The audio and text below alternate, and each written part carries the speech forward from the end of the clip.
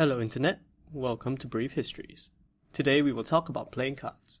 Playing cards are everywhere, and I'm not just talking about Magic or Pokemon cards. We will probably need another episode to cover all of that. So today we'll just cover the traditional set which we see in casinos and convenience stores all over the world.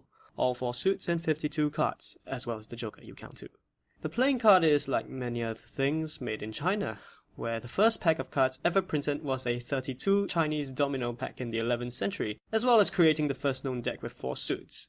Now it's important to note that this is 11th century China, and they didn't really make clear distinctions whether the card was a paper playing card or a bone tile, but the functions are the same. They have a front which tells them what the card is supposed to mean, and a back that disguises the card with a uniform pictogram. Side note here, the cards you see today weren't always made of paper. Most quality ones use thicker laminated cardstock or even PVC. And side note, thanks to the ever-thriving Silk Road, playing cards eventually reached Egypt, who took them and promptly made their own versions. In the 15th century, they added in the king, queen and jack that we know and love today.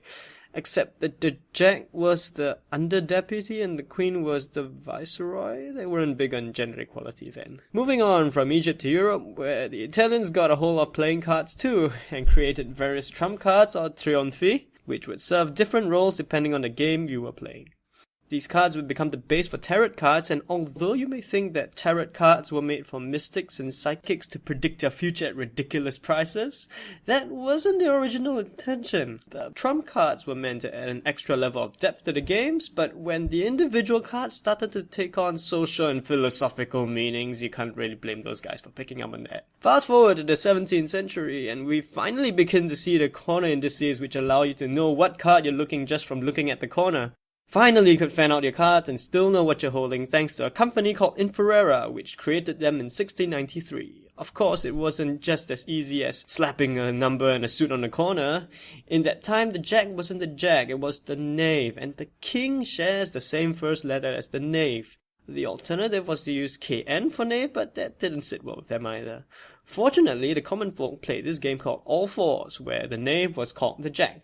Although the nobility didn't like the term since they considered all fours to be a low-class game, adding card indices helped in making the switch from the knave to jack. There were also other issues with using indices, but they were generally about language conversion.